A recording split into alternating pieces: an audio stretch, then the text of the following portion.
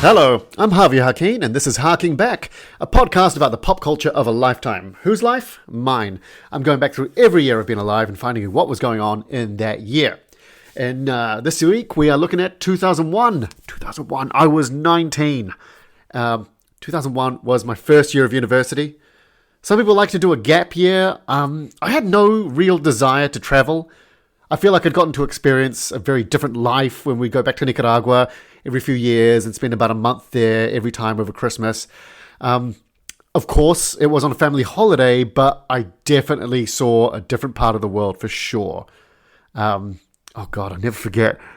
At the traffic lights, in some countries at traffic lights, people will come around and beg. They'll beg at traffic lights. And I'll never forget seeing children my age, when I was about 8 or something, begging, and my parents would be like, "Yeah, see, this is what your life could have been. Okay, if this is why we always say we're very lucky." And I'll never forget that. And the one I will never forget was there was a guy in a wheelchair being pushed around by his friend, and the guy in the wheelchair had no arms and no legs, and I was like, "Holy shit!" I got nothing to complain about. Yeah, so I do understand why people want to go on a gap year, especially if you've been in a place like New Zealand, which is in the corner of the world. I think after living here in London for a bit, I realized that, it's very common that holidays, when you live in Europe, that you go visit other parts of Europe or, other parts of the world. Other countries are very accessible. In New Zealand, even to get to Australia, that's at least a 3-hour plane trip just to get to Australia, which ultimately is not, a huge step away from New Zealand.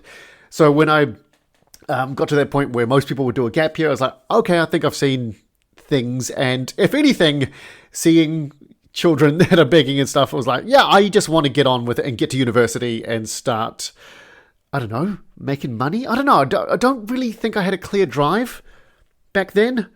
I kind of just knew that university was the next thing. I didn't have any strong desire to study something particular. I wasn't like, oh man, I've got to study economics, or I can't wait to dig into more calculus or anything like that. I just always knew that going to university was a non-negotiable in my family. To the point where I'd never even questioned not going to university. These days, when my daughter grows up, I think there are different paths in the world these days. And yes, of course, a university degree is good. But I think if it does anything, it just teaches you that you can learn things. I don't know. What I'm saying is a university degree these days, I don't think carries as much weight. I'm just saying there's different avenues now these days. Don't at me. But, you see young entrepreneurs these days, and if you just find something they're really good at. This is what I'm trying. Here we go. I've articulated it now in my mind. These days, when you find something that you are incredibly driven about from a young age, there are more supportive avenues these days that you can go down and start doing that from an early age. Whereas I think in 2001, not so much in New Zealand. Anyway, you get what I mean.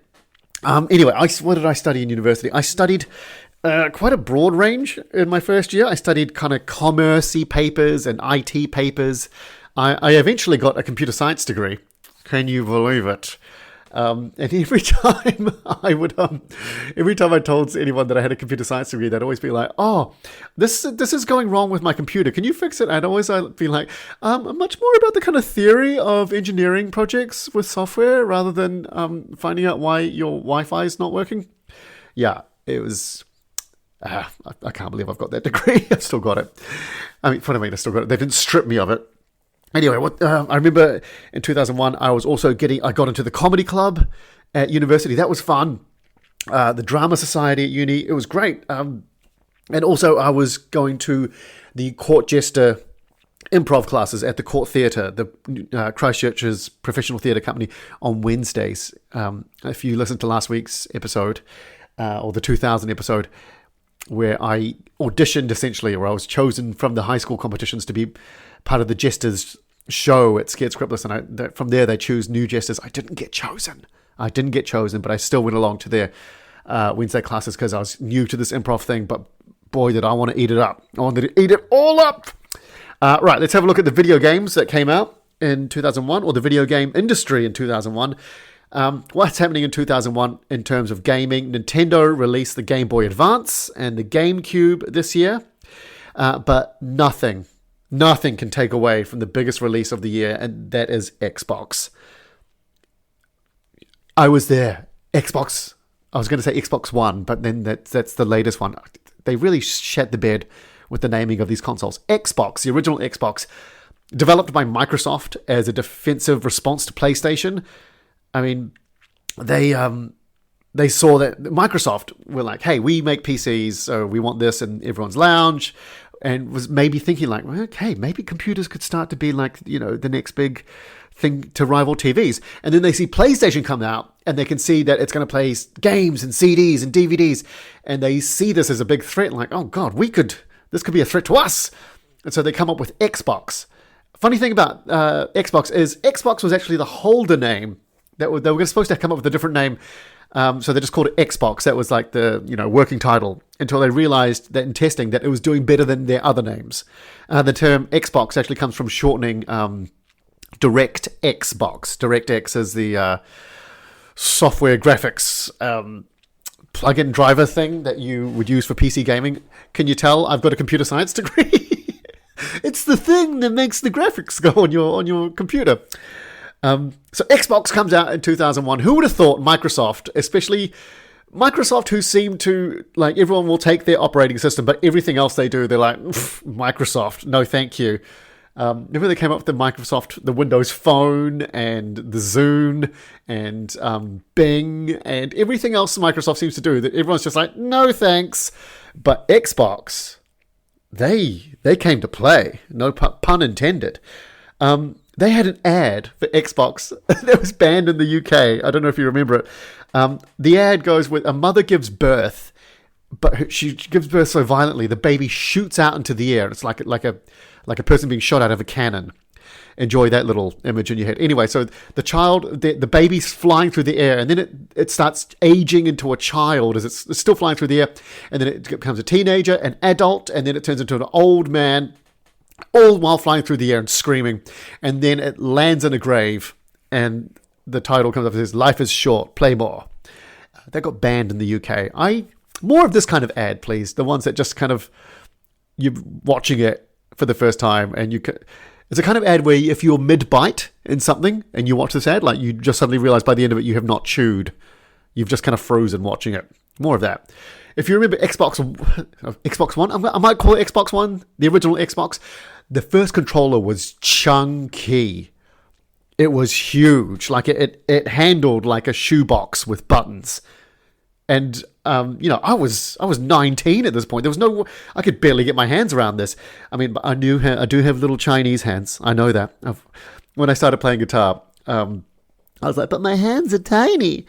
And then my dad showed me a video of a guy playing guitar that had no arms. He played it with his toes. He was like, shut the fuck up with your excuses. I was like, okay, yeah, fair enough. But I wonder how kids, like, 7-year-olds, the market, and kids, they could not hold this controller. The first original Xbox controller. I think they very quickly realized this, and then they released very quickly a more streamlined version. But I'm sure the original controller, like, Google it if you can. It looks like a spaceship, like a fat spaceship. I remember the brand and the design used in the menus was this garish green, this kind of haunting neon green, the kind of color you'd expect to find on a 90s gross out action figure that came with goo. That kind of green, the kind of one that, like, is like a traffic light green on acid. Xbox launched with about 20 games available, but the most notable being a little game called Halo. That's right, Halo 1, the original. Halo was the reason you bought an Xbox. I remember playing it at a friend's, and it changed everything. It felt like, I know, it's a first-person shooter, right? Yawn. Or so I thought, until I played it, and it was just different. It felt like I'd played this, like, I was not new to the genre, but everything felt different. It had fresh changes, and its simplicity was really its key. Like, you could only carry 2 weapons at a time. And in other games, you could carry up to 10. But this limitation of only carrying 2 meant that you were actually more likely to utilize all the weapons in the game, right? And it gave it a much more kind of run and gun feel. Like you were constantly expending ammo on one weapon. You drop that and pick up another one in the middle of a fight. It added kind of like frenzy, and desperation to fights. You could also like melee attack with any weapon at any time. Like in other games, you'd have to switch to your fists or a chainsaw before you could do this. And just little things like this made it so intuitive. So in the middle of a firefight, you could run up to someone while shooting and then at the end whack them with that gun rather than having to change weapons like in other games. And similarly, with a grenade, you could throw it without having to equip it. So you could throw grenades, whack people, shoot, drop, run out of ammo, grab another one. It was awesome. It really just kind of put you in the action. And like I said, just this little limitation and these things that they were so innovative, but they were so obvious once they were introduced. Like a design of like as soon as you started doing this, like, oh, I can grenade when I want, I can hit people when I want. It was like, why had no other game done this? And you could co-op split screen with a friend, which you just couldn't do with other first-person shooters. It was so much fun, and the multiplayer was incredible. Xbox and I think GameCube did this as well, and all other consoles were doing this around the time. Oh, actually, no, I take that back. PlayStation didn't do this. Xbox came with 4 controller ports. So again, just so obvious. It's right there. And this was, again, I think I talked about this before, but like this was the heyday of gaming. Like just like when you had to all be around the same screen. So much fun. The Halo, the characters, the enemy types, the story was all top notch. Like this was, as far as launch games go, I press you to find a better game than Halo. This game gave Xbox a real shot against PlayStation, which was, remember, a whole console generation ahead of the game. Other huge games that come out in 2001, GTA 3. This is the first time we get a GTA third-person over-the-shoulder style play that we know from the other GTA games, and this blew us away. Like, I remember playing this and you're just going, what the fuck is this? Because the previous 2 went from bird's eye view on GTA and GTA 2, and this was, it felt like the difference between like going to the moon and landing on Mars. Like it was in 3D. You could just walk around like this open city with people just running around. It was incredible. It was incredible. And also, I think my favorite game of the year, Max Payne. This is easily the best single player game of the year. I mean, it was an action shooter that told, like, it mixes so much. If you don't know what it is, it's an over the shoulder shooter, but it's told in a film noir style story through graphic novel visuals in between beautiful gunplay that incorporated bullet time. Yeah, this was when you chose to have it. You could initiate bullet time anytime you wanted to. Like this seems like in other games this would be like a section where things slow down. This one was like anytime you want bullet time, have it. Here you go, enjoy. I played it through several times. It was so good. Like when games had absolute maximum replayability, and also. This is the first game that I started incorporating mods. If you don't know what mods are, on PC games, people create little changes to a game called a mod. So like, a mod might make it so that your character looks different, or your character's moves are different, or you change the guns. You can shoot ducks if you want to. So people make all these mods. And so this is around the time of The Matrix is still huge. At this point, the influence of The Matrix is everywhere still. So suddenly everyone's modding this game to look like The Matrix, and I was there for it. All right, let's have a look at the movies. Oh, God, it was a good time, 2001, to be a gamer. It was great. I've seen many things these days, like how modern gaming is not as good as it was. And it started with kind of like nostalgia. Obviously people just go, oh, just nostalgia, just missed that. But like they're actually making really good points of like how everything's monetized these days, and games are just so goddamn huge. It takes you too long to complete them and everything. Like 2001, everything was balanced just perfectly. Anyway, movies in 2001. You got a bunch of movies, a lot of sequels in 2001 that are just trying to recapture the magic earlier movies, things like Jurassic Park 3, The Mummy Returns, Rush Hour 2, American Pie 2, Scary Movie 2, Hannibal. This was a long-awaited sequel. Hannibal, like the sequel to the Silence of the Lambs.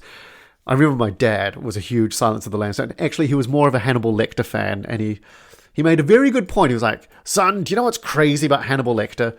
Is he's incredibly intellectual. Incredibly intellectual. He appreciates a fine wine and things. But then he participates in like one of the most deplorable human acts, which is cannibalism. So he's just this real juxtaposition, this real dichotomy of a character where he's just like the worst, but also quite eloquent, very incredibly intelligent. Anyway, Hannibal comes out, and I remember my dad was so excited about this. I'd never seen him excited about a movie coming out before. And he bought the DVD. Oh, did he buy the DVD? I think that's how he got it. I don't think he saw it at the movies. Anyway, and this one, they didn't get Jodie Foster back to play Clarice Starling. Anthony Hopkins was back, and I think we watched it together, and I could just tell, like, it's no Silence of the Lambs. There's a reason why people always talk about Silence of the Lambs, and no one ever really talks about Hannibal. It just, it had some parts that were all right, but like, and Gary Oldman is incredible in this, but it just didn't have the kind of, I don't know, it just was no Silence of the Lambs, and I felt really sorry for Dad watching him, kind of just realizing like, oh God, this isn't as good as I wanted it to be. Sorry, Dad. 2001, Bridget Jones's Diary comes out. Having lived here, I cannot imagine the backlash this would have gotten when they revealed that Renee Zellweger, an American, was going to play Bridget Jones, a literary British icon at this point. But I thought she did a great job. I'm not one to, obviously a real British person would be able to kind of nitpick through her accent in the movie, but I thought it was pretty good. Like, whoever her vocal coach was, kudos to you. And also, I'm sure Hugh Grant would have loved playing a prick for the first time in this movie, rather than a stuttering British stereotype in every other movie he'd done. This was actually surprisingly well done movie. Everything about this is really good. She does a great job of being a protagonist you want to root for.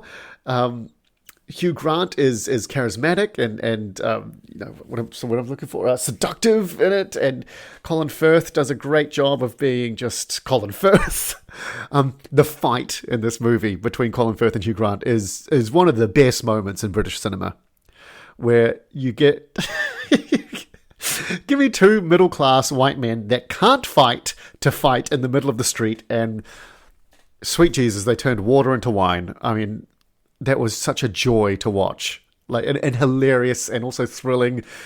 And like the Greek waiters that all come out from the restaurant to like spectate on the fight and commentate on the fight. Oh, it's genius. It's genius. 2001 sees the start of a franchise that is still going to this day, which is the Fast and the Furious. I was never into cars, but I can imagine young kids that love cars, like my nephew, he loves cars. They would have loved this movie. And I think that's why they were able to make 10 of them. And counting, 10. Holy shit, how do you... They're still got, like... Rom-coms, romantic movies. It's very rare to get a sequel for a romantic movie because relationships are hard. But Cars, go to town on this. Cars, 10 movies. And I haven't seen all of them. I think I saw the first 3, but I know they're driving in space now. Put it in space gear. I mean, I've got a note in one of my notebooks somewhere. I never turned this into a joke, but eventually they're going to go time travel in this franchise back to World War II and call it the Fast and the Furious. Let's have a look at the top 5 movies in...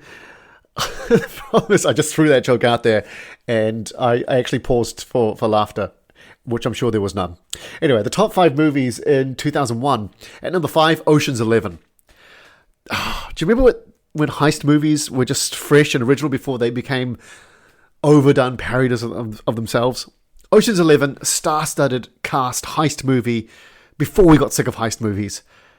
It was actually, if you don't know, Ocean's 11 was actually a remake of a Rat Pack movie, which was basically an excuse. The original Ocean's 11 was an excuse for Sinatra to hang out with all his friends and make money while they did it, so they made a movie. I mean, like, Only Sinatra could go to people and go, I want to make a movie with 11 protagonists.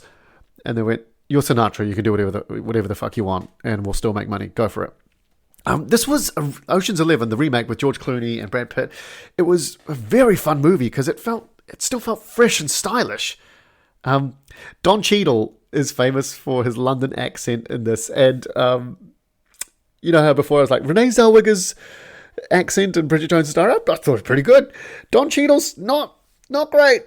Not great. I mean, he tries. He really did try, but shit, I couldn't do better.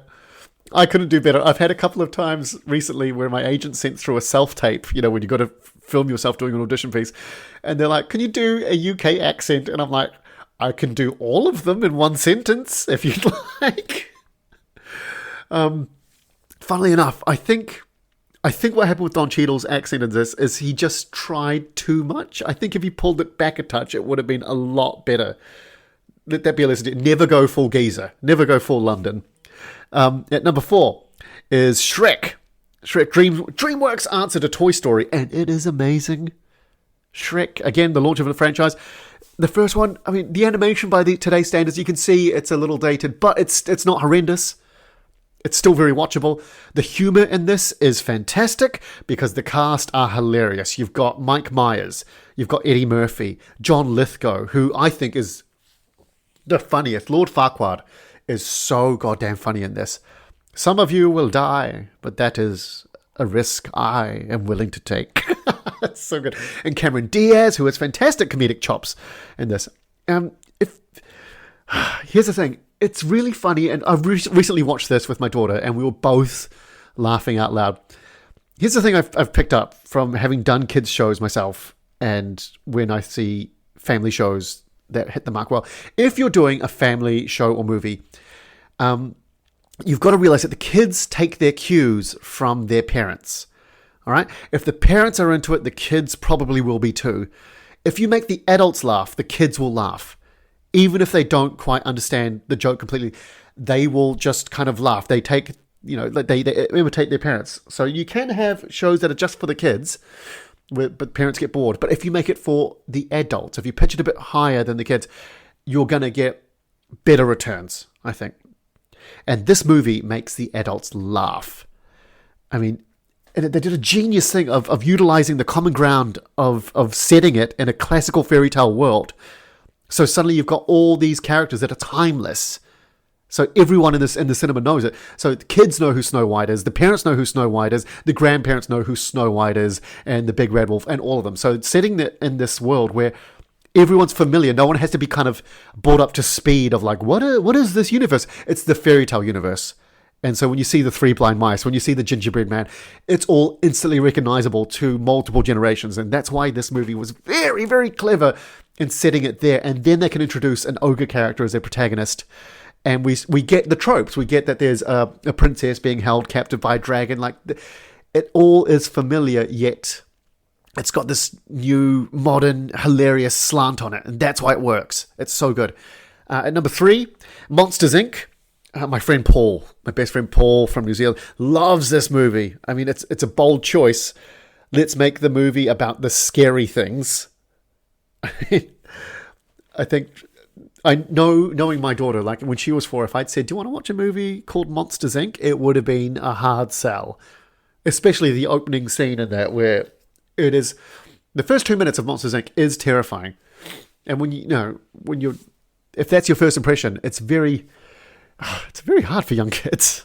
Anyway, Monsters, Inc. Yeah, I mean, it was great. I know people that love this movie. Love it. I thought it was pretty good. I love Steve Buscemi as the villain. I love in pretty much anything Billy Crystal's in. I think he's hilarious. Billy Crystal, and at the end when they realize that that laughter produces more energy than screams, that was great. He sits on a stool, does a little stand-up comedy routine that fails. Like, I just love him. The humans in this movie, Pixar took a while to get humans animated right. Like, the humans in this movie still have a little bit of an uncanny valley thing going on, but well, whatever. At number two is The Fellowship of the Ring. Lord of the Rings. I didn't know Lord of the Rings at all, but I remember seeing on the news that Peter Jackson, New Zealand director, was going to be filming this, and they were going to be filming so much of this in New Zealand.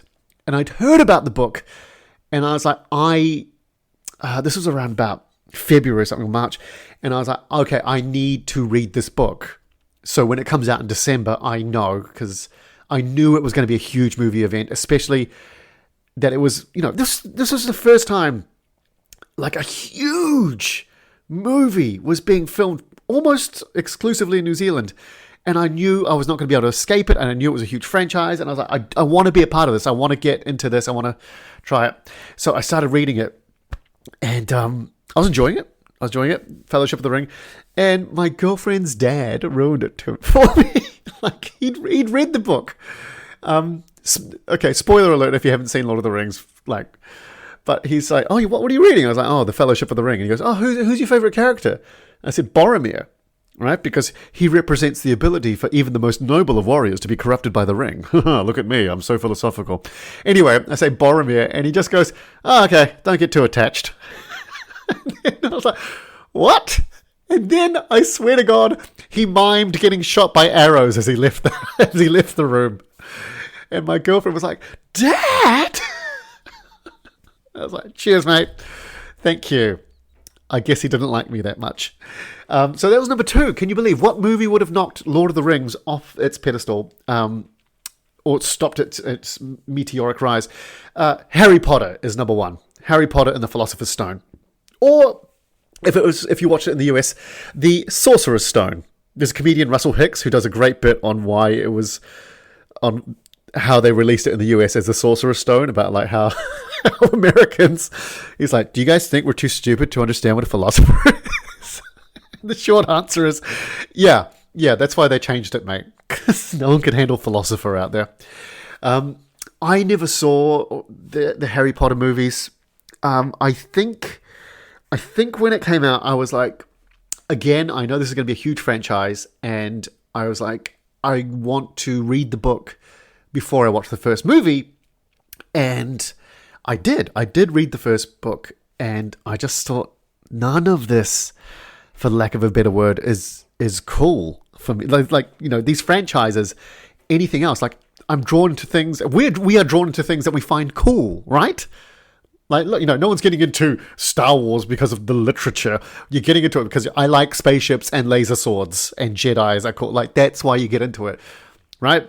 And I found nothing in Harry Potter cool. Like, almost any other franchise, I can see the appeal. Like Marvel, Star Wars, obviously. Like things like Power Rangers, like martial arts, and transform into cool suits. Yeah, I get it. Transformers, robots that transform, I'm in.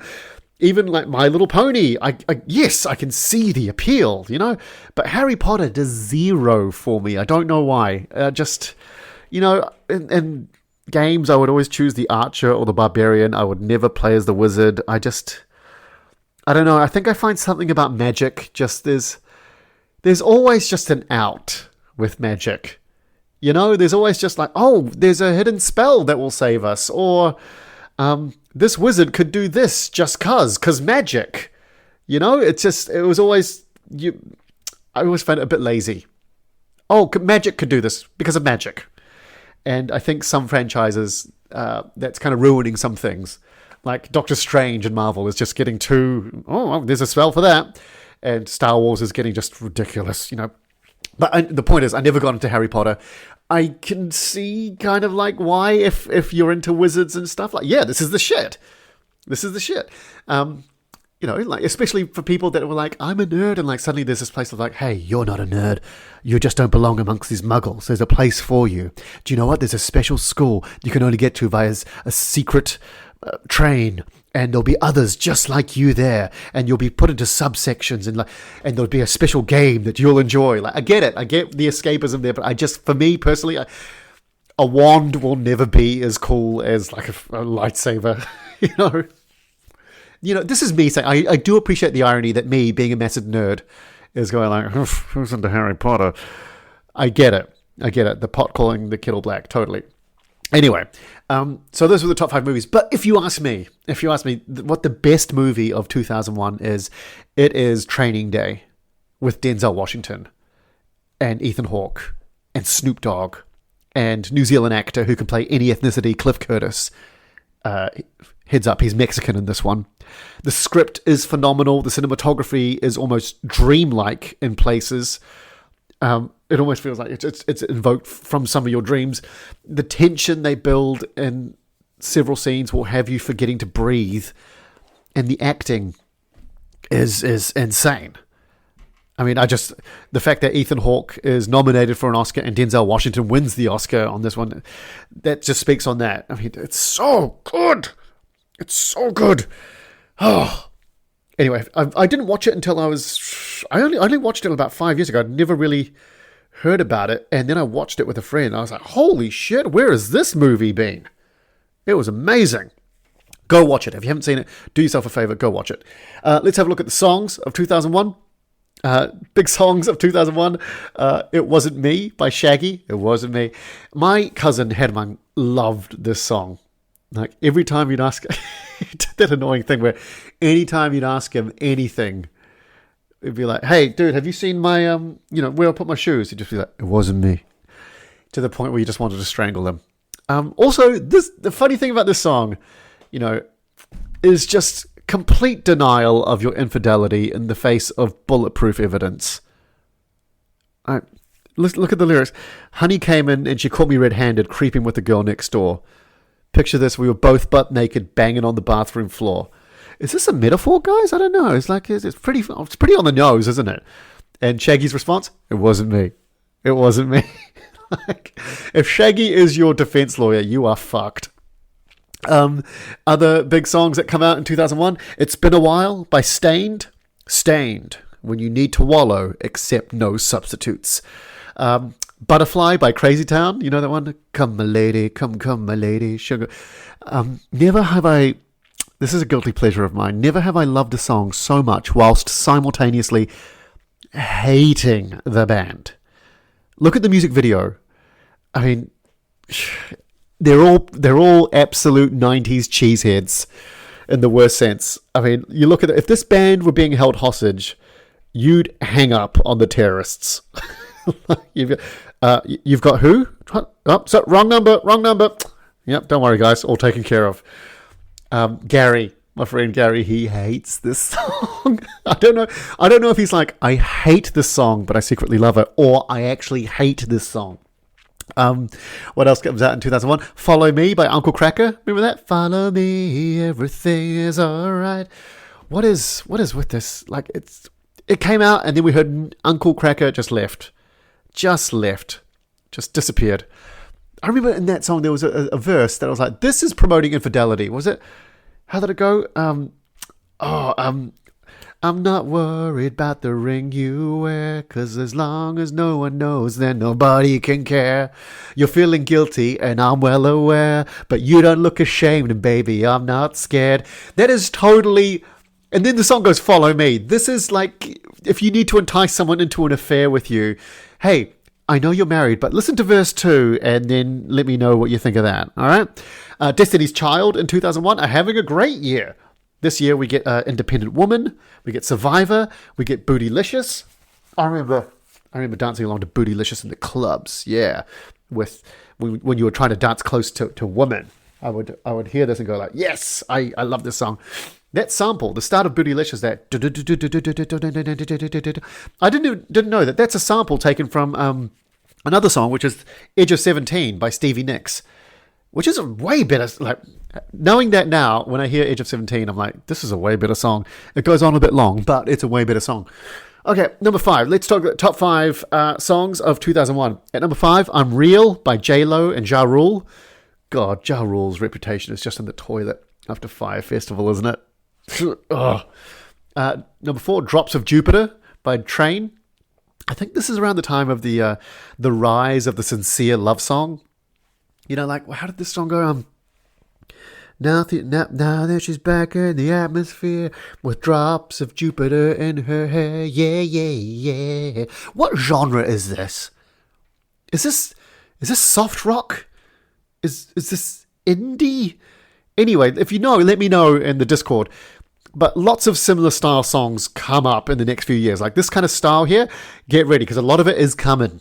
If the 90s were kind of like defined by R&B, like the noughties, is that what we were calling them? The noughties are kind of defined by this, well, I'm going to call it the sincere love song. Like the painfully sincere love song, maybe. At number 3, All For You by Janet Jackson. At number 2, Fallen by Alicia Keys. Remember Alicia Keys? She used to be huge. And number 1, Hanging by a Moment by Lifehouse, which I would argue is the sincere soft rock love song. How did this one go? Hanging by a moment here with you. Yeah. I mean, this top 5 doesn't, I'm not a huge fan of any of these songs, really. I think I stopped listening to new music around this time. I think, why? Because I think every person eventually gets to a point where they're kind of like, okay, I've got my songs I like, and that's going to do me for a while.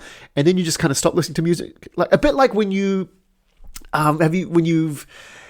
been to enough like Chinese restaurants and Indian restaurants and Italian restaurants where you kind of know like, oh, when I go to an Indian restaurant, I get this curry. And when I get a Chinese, I know I like this order. When I get a Thai, I like this one. You kind of just got to the point where like, okay, yeah, I'm kind of done experimenting now and I just want to stick with what I like. I mean, but also, looking back, at 19, I could buy my own music, right? So, when you start having money and you go like, I'm going to buy the CD, instead of listening to music all the time, I'm going to buy the CD I just spent $20 on to death. And also around this time, downloading music is also becoming more popular, but not more legal.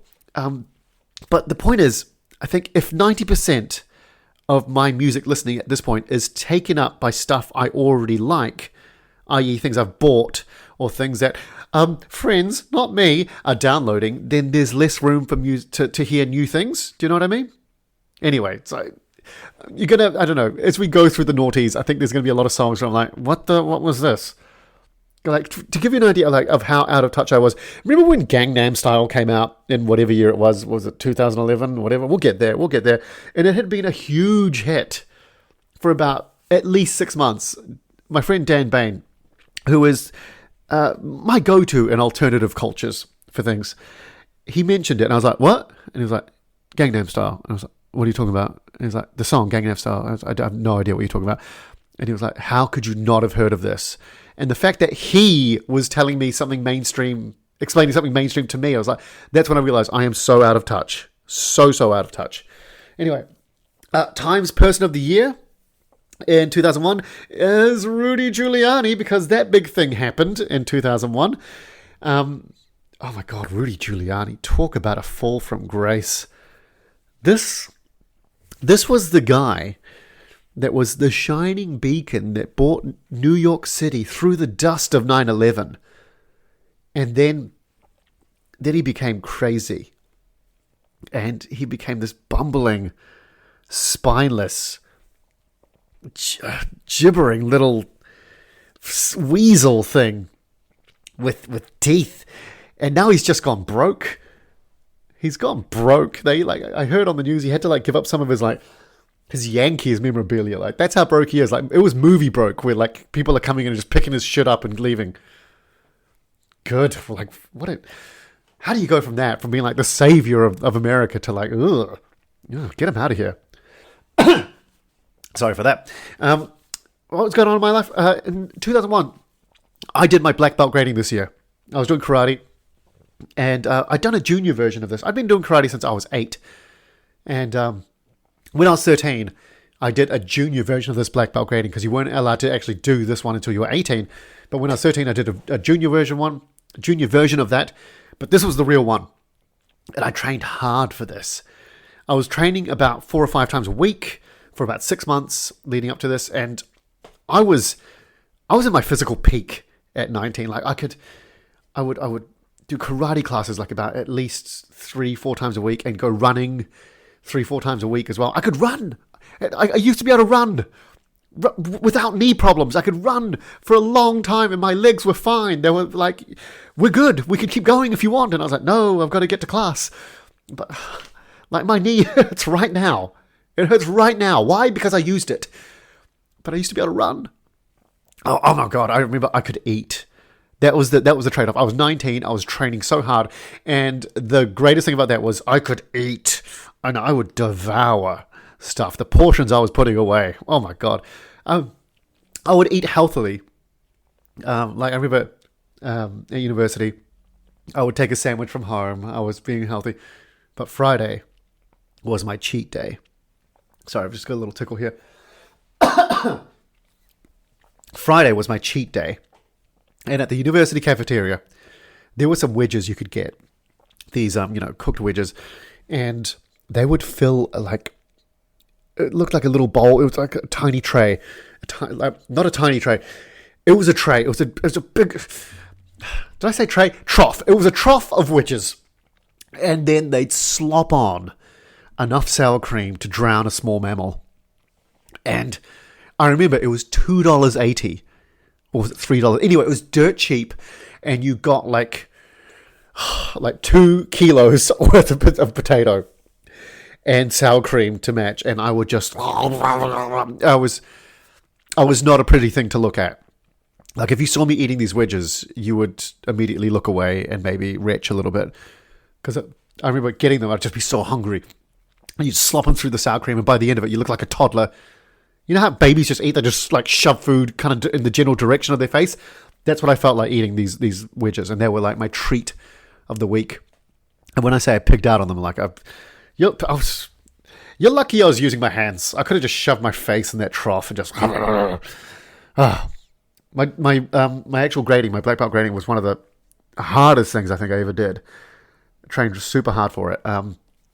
The style I was doing was Kyokushinkai karate, and it was a big grading. It started with a 2K run, then you had to do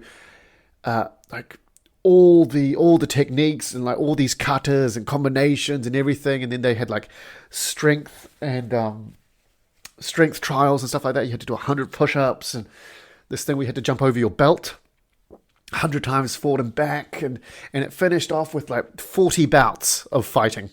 40 fights. They called it the 40 fights. And my God, you got smacked around a lot. But it was all testing. People would come up and they just push you. No one was there to kind of knock you out, but you were done by the end of this thing. And thank God, someone told me, they said, by the way, when I finished and I got it, and it was really nice. My family was there. My dad was flying back from a business trip. My mum was watching the 40 fights. She was watching me getting just my ass kicked up and down this dojo. And at one point, they filmed it, and on the video you can see at one point, someone kicks me and I go down. And my mum kind of gets up out of her seat, and I swear I can see her hand reaching for her shoe. She's gonna get her shoe off and whack this big black belt guy who's beating the crap out of me. My dad made it back for halfway through the grading, and it was all good. And thank God someone told me, by the way, when everyone was congratulating me, they said, by the way, if your piss is black, that's normal, okay? Thank God they told me, because when I went to the toilet later on, I pissed, and it was black. I've never done that since. And I think if no one had told me, I would have passed out, because it is so unsettling, and I was expecting it. Anyway, if you've never pissed black, good for you. If you have, share how it was for you in the Discord. Thank you so much for listening. That was 2001. Sorry that I missed a couple of weeks. I've been away. It was half term, so I went on family holiday, and I've been on a cruise this week as well. Went off to Norway, and the Wi-Fi on those ships is horrendous. I don't have the things I need to record the podcast or even to research the podcast, because the ship Wi-Fi is awful. Everything on a cruise is very decadent except Wi-Fi signal. Anyway, thanks so much for listening, guys. I will catch you next time. Take care of yourselves. See you later. Bye.